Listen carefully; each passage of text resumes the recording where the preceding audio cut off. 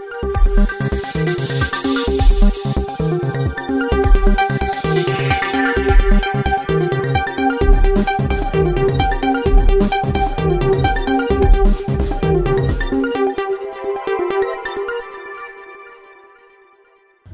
देश में इस समय वापस से वो 2 साल पुराना भयावह दृश्य सामने आ रहा है, जब कोविड-19 ने दस्तक दी थी और कईयों की जान गई थी।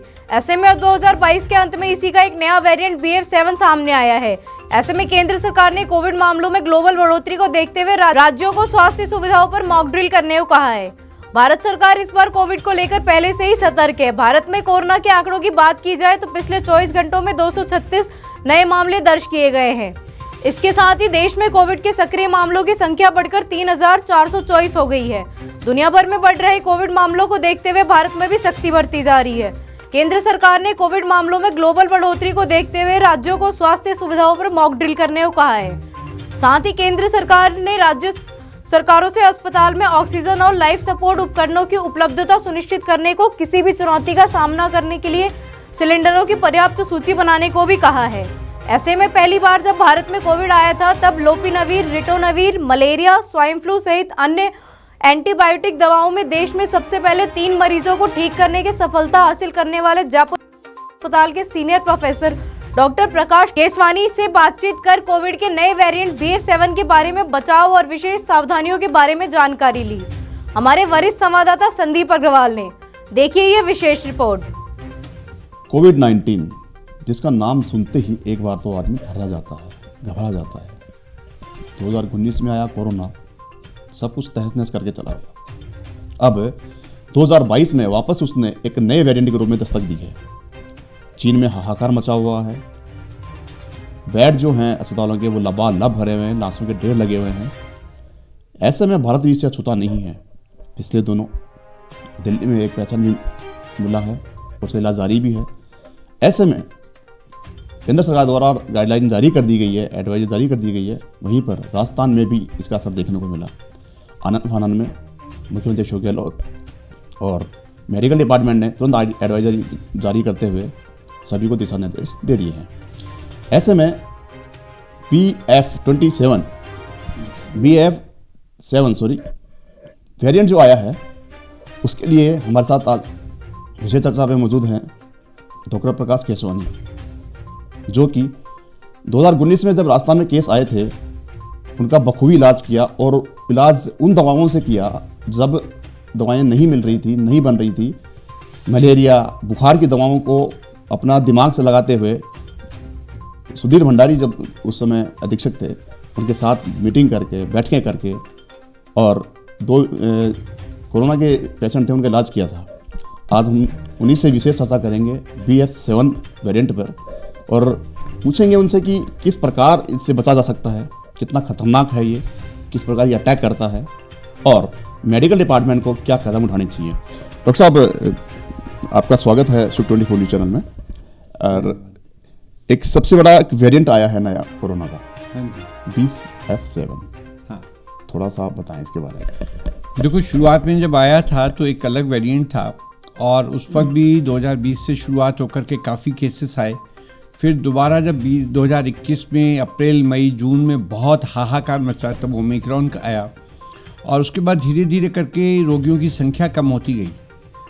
पर वायरस सारे ही, और ख़ासकर ये वायरस बार बार अपना वेरिएंट निकालता है। उसमें क्या होता है कि अंदर वायरस की जीन चेंज हो जाती है बार बार रेप्लिकेशन से, और उस वायरस की इन्फेक्शन की तरीका बदल जाता है, उसकी तीव्रता बदल जाती है, उसके सिम्टम्स बदल जाते हैं, और उसका प्रकोप भी बदलता रहता है।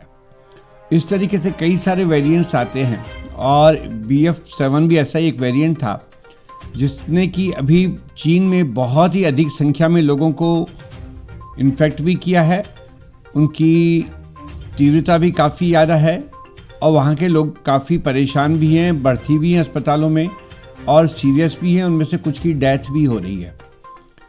पर यह वेरिएंट लगभग वैसा ही या उससे हो सकता है शायद कुछ कम ही प्रकोप करेगा ओमिक्रॉन की तरह, जैसा कि लास्ट ईयर मई में हुआ था।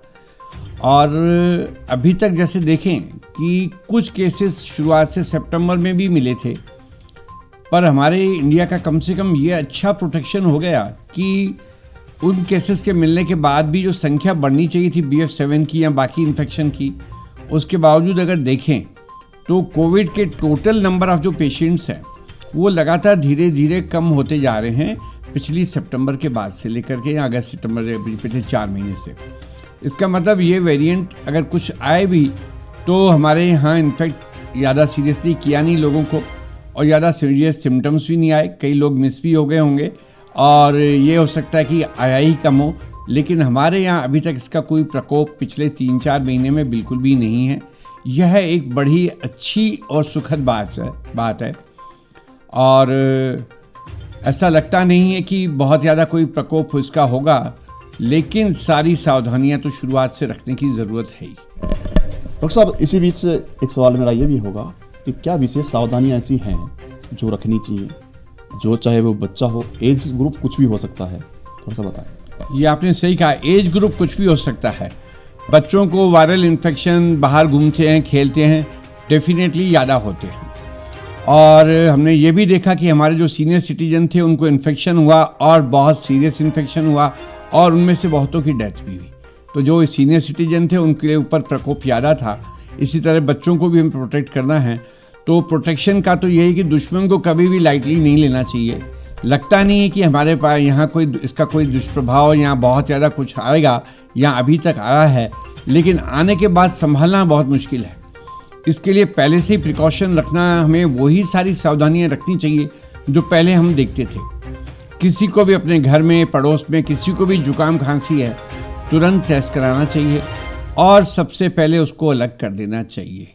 इस तरीके से अपन आइसोलेशन उसका कर देंगे, क्वारंटाइन कर देंगे, तो उससे दूसरे लोगों को नहीं होगा। एक तो यह बात का खास ध्यान देना है, अपना ही कोई परिचित, अपना ही कोई रिश्तेदार, मान लो कि आज बाहर से आया है फ्लाइट से और उसको जुकाम खांसी, तो छुपा करके उसको 4 दिन घर में रख लेना, टेस्ट करके उसको अच्छे से क्वारंटाइन करें जिससे कि बाकी लोगों को हो नहीं। क्योंकि एक बार ये साइकिल शुरू हुई तो हम लोगों ने देखा है कि किस तरीके से तो बड़ी हजारों लोगों को हुआ, लाखों लोगों को हुआ। हमारे यहाँ पे भी बेड पूरे भर गए थे पिछले साल अप्रैल मई में, बेड भी बड़ी मुश्किल, और ऑक्सीजन की तकलीफ आपने देखा ही कि किस तरीके से नए नए ऑक्सीजन प्लांट लगे इतनी जल्दी, जिससे कि हमारा रिकवरी हुई बहुत अच्छी।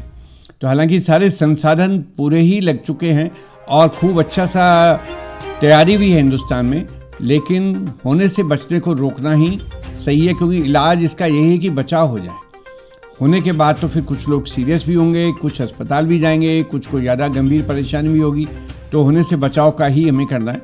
तो एक तो हमें क्वारंटाइन कर देना चाहिए सबको। भीड़ भड़के वाली जगह में जिसको जुकाम खांसी है, मुझे हो गई खांसी और मैं चले जा रहा हूँ, तो मैं खुद गलत कर रहा हूँ। मुझे पता नहीं है हल्का सा कोविड है और मैं भीड़ में फिर जा रहा हूँ, फिर फैला रहा हूँ उसको, तो मेरे से मेरे अपनों को, मेरे दोस्तों को फिर यह होने की संभावना होती है। तो दूरी थोड़ी सी अच्छे से मेंटेन करनी चाहिए। भीड़ वाली जगह में हालांकि सरकार ने कोई ऐसा आपको नहीं फोर्स डाला है कि आपको लगाना ही है। लगे कि कहीं ऐसी जगह जा रहे हैं जहाँ भीड़ भड़का होगा, जुकाम खांसी के लोग होंगे या मुझे है, तो मास्क को यूज़ करने में कोई बुराई नहीं है। बाहर से आने वाले लोगों के लिए खास ध्यान रखें, विमान से यात्रा करने वाले लोगों के लिए खास ध्यान रखें, क्योंकि एक आदमी को फ्लाइट में है और विमान में बैठे हैं और उसकी वजह से अंदर सब 2 घंटे के लिए हैं विमान में, तो बाकियों को भी कुछ इन्फेक्शन फैलने की वो हो जाती है। तो ऐसी जगह जहाँ भीड़ भड़का है, जुकाम खांसी वाले लोग ना जाएं, और किसी को है तो उससे बोलेंगे भैया मास्क तो लगा लो आप कम से कम। इसमें कहने में भी कोई शर्म नहीं है और उसको मानने में भी कोई तकलीफ नहीं होनी चाहिए। तो इतनी सी सावधानी हम रखेंगे, क्योंकि बाकी सबका जो हमने शुरू में बहुत ज़्यादा हमने ध्यान रखा, जब नया नया वायरस आया था कि सब्जी भी आती थी तो धोते थे, दूध की थैली को भी धोते थे, तब इतना भी डरने की ज़रूरत नहीं, क्योंकि पहले हमें इसकी प्रकृति का मालूम नहीं था। लेकिन अब ये क्लियर हो गया कि यह इन्फेक्शन तो थ्रू एयर ही होता है, ड्रॉपलेट्स के थ्रू होगा, सांस के थ्रू होगा, तो इतना भी डरने की ज़रूरत नहीं है, पर प्रिकॉशन तो पूरी रखने की ज़रूरत है। कौन सी ऐसी विशेष दवा जो एंड वक्त पे अगर किसी को सर्दी खांसी जुकाम होता है या कोरोना के लक्षण पाए जाते हैं तो घर में रखने की सलाह आप दे सकते हैं? देखो कि वैसे फ्लू भी बहुत फैल रहा है, जो सिंपल फ्लू हर साल सर्दी में हो रहा है, इन्फ्लुएंजा भी खूब हो रहा है, और जुकाम खांसी हर वक्त हर साल इस सीज़न में होती है, बच्चों को भी खूब होती है। तो सिंपल जो अपन रूटीन में अपन छोटी मोटी एंटीबायोटिक एजिथ्रोमाइसिन या कोई लेकर के, और बुखार की और कंजेशन की दवाई लेके या खांसी की दवाई लेके और अधिकतर पेशेंट्स ठीक भी हो जाते हैं। लेकिन क्योंकि हमारे पास कोरोना का डर है इस बार फिर से दोबारा होने का, तो थोड़ा भी इन्फेक्शन ज़्यादा हो, थोड़ा भी लगे कि बाहर से ट्रेवल करके आया है, तो उसका कोविड का टेस्ट करा लेंगे हम, तो हमारे भी मन में हो जाएगा कि हाँ बिल्कुल ठीक है, हमें ऐसी तकलीफ नहीं है, मेरे से किसी और को होगा भी नहीं। और बाय चांस है तो ज़्यादा प्रिकॉशन लेंगे, सीरियसनेस है तो तुरंत जल्दी इलाज लेंगे। तो ये सारी प्रिकॉशन रखनी चाहिए। डॉक्टर साहब, एक अंतिम सवाल आपसे कि जो मैनेजमेंट या मुख्यमंत्री अशोक गहलोत की सरकार लगातार इस पे कोरोना पे लगाम कसने के लिए प्रयासरत है, क्या विशेष प्रयास जो पिछले 2 सालों में 2 फेज़ों में वो नहीं कर पाए थे या कुछ कमियां रह गई थी जो अब पूरी हो सकती हैं? देखो, मैं बताऊं कि हमारे यहाँ जो राजस्थान में जो मैनेजमेंट हुआ बाकी किसी भी स्टेट से ज़्यादा अच्छा हुआ। बहुत अच्छी तो हॉस्पिटल्स की सुविधाएं थी और वहाँ संसाधनों की कोई कमी नहीं थी। हमारे यहाँ राजस्थान में तो वैसे भी मेडिसिन फ्री हैं। हम लोगों के पास उस वक्त दुनिया भर की एंटीबायोटिक, IV फ्लूइड्स और रेमडेसिविर सरकारी अस्पतालों में प्रचुर मात्रा में था। जो भी पेशेंट आ रहा था हम लगा रहे थे। लकीली हमारे जो ICU बने थे RUHS में, जो प्रतापनगर हॉस्पिटल, वो भी उस टाइम में बहुत जल्दी भंडारी साहब ने बनवाए और उस वक्त लोगों को हम लोगों की वजह से बहुत सुविधाएं मिली जो कि ऑल ऑफ सडन कहीं नहीं मिल सकती। पूरा एक 1200 बेड का टोटली इंडिपेंडेंट खाली वार्ड हॉस्पिटल हम लोगों ने लिया और जिसको इस तरह किया तो बहुत ही अच्छे रिजल्ट्स उसके आए। तो रेमडेसिविर वगैरह ये जो दवाइयाँ हैं, स्टीरॉइड्स, एंटीबायोटिक्स, ये सब प्रचुर मात्रा में हमारे पास थी। और जो हमें इस बीमारी से लड़ने के लिए साधन चाहिए, अब ऑक्सीजन, कुछ सीरियस मरीजों के लिए ICU या रेमडेसिविर, ये सब हमारे पास शुरुआत में जब पहली बार कोविड चालू हुआ था 2020 में नहीं थी, लेकिन तुरंत आ भी गई थी और 2021 के एपिसोड में सब लोगों को खूब मिली भी। और ये अभी की तक की नॉलेज के हिसाब से ये दवाइयाँ काफ़ी हैं, ये इलाज काफ़ी है और कुछ नई चीज़ों की ज़रूरत नहीं होगी। बस ज़रूरत है तो इसके फैलने को रोकने से, इससे बचाव की ज़रूरत है। तो ये थे हमारे साथ सीनियर मेडिसिन डॉक्टर SMS के डॉक्टर प्रकाश केशवानी, जिन्होंने साफ कर दिया है कि कोरोना आया है जो BF7 है, वेरिएंट नया है, वो घबराने वाला नहीं है। ना पैनिक होवें, इतना कारगर, मतलब ये यूँ कह सकते हैं कि इतना मार्क वाला नहीं है जो पहले खतरनाक था, वो बहुत खतरनाक वाला ये बात नहीं है यहाँ पे। लेकिन फिर भी सतर्कता ज़रूरी है, सोशल डिस्टेंसिंग बनाए रखें, मास्क लगाएं, सैनिटाइजिंग को रखें। तो ऐसे में साफ कर दिया इन्होंने कि इस वेरिएंट से डरने की जरूरत नहीं है। कैमरा पर्सन संजय शर्मा के साथ संदीप अग्रवाल, शुभ 24 न्यूज़, जयपुर।